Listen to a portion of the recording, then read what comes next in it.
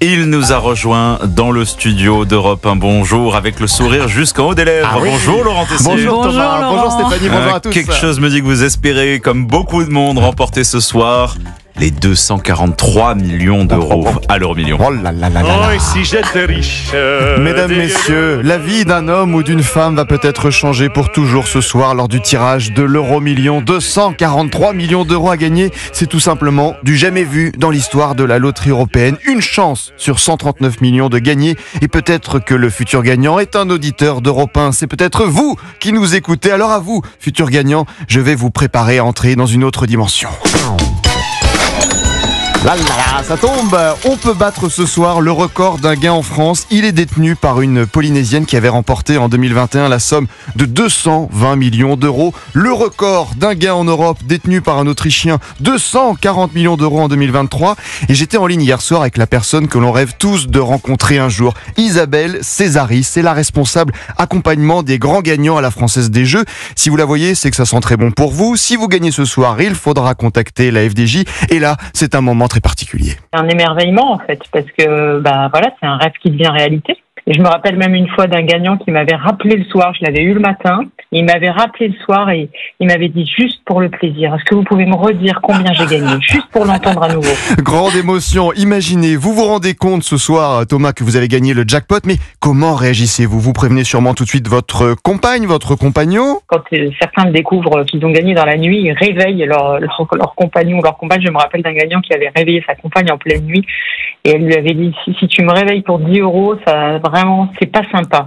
Et en fait, c'était 21 millions d'euros. Donc, elle était contente d'avoir été réveillée. Très bon réveil. Il y a ceux qui gagnent, qui ne disent rien à leur moitié les premiers jours et font la surprise comme ce gagnant. C'était un farceur, ça. Il n'avait pas dit à sa compagne pourquoi il venait à la Française des Jeux. Elle savait pas du tout ce qui se passait. Et donc, elle était arrivée dans le salon face à moi. Je voyais bien qu'elle était un peu perdue. Et donc, au bout d'un moment, je lui dis, mais vous savez pourquoi vous êtes là? Et elle me dit, non. Et donc, c'est moi qui lui ai annoncé qu'il venait de remporter 1 million d'euros. Mais avant d'aller dans les locaux de la Française des Jeux à Boulogne-Billancourt, vous êtes seul quelques jours avec votre ticket gagnant à 243 millions d'euros. C'est un peu angoissant, on n'a pas envie de le perdre. Et certains sont très ingénieux pendant ces quelques jours. Ils ont des stratégies pour cacher le ticket, certains en tout cas. Donc, je me rappelle d'une gagnante qui avait organisé un loto-sitting où des personnes de son entourage s'étaient succédées pour que le ticket ne reste jamais seul.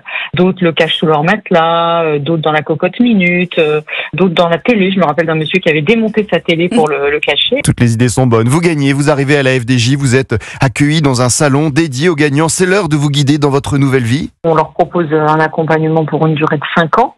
Et c'est aussi tout l'intérêt. Certains gagnants, d'ailleurs, viennent beaucoup plus longtemps et parce qu'ils adorent jouer un peu ce rôle de mentor pour les nouveaux gagnants, leur donner des informations neutres, de leur permettre aussi de pouvoir échanger entre eux. On a une vingtaine de rendez-vous comme ça chaque année. Et la question, faut-il en parler à tous ses proches? Il n'y a pas vraiment de règles à suivre. Les gagnants prennent le temps de réfléchir à qui en parler, comment le dire, quoi dire. C'est pas une obligation d'en parler. Il faut, en fonction de son entourage, en fonction de plein de facteurs, décider à qui on le dit et qu'est-ce qu'on dit. Les principaux projets, l'achat d'une maison, faire des travaux, ensuite arrive la voiture, mettre ses proches à l'abri, les voyages. Ça peut être vous ce soir, le nouveau millionnaire. 243 millions d'euros à l'euro million sur votre compte. Quand ferez-vous? Arrêterez-vous de travailler? Au revoir, président. Vous n'aurez peut-être que l'argent en tête, les millions d'euros à la bouche. Votre colin, avec ou sans patate?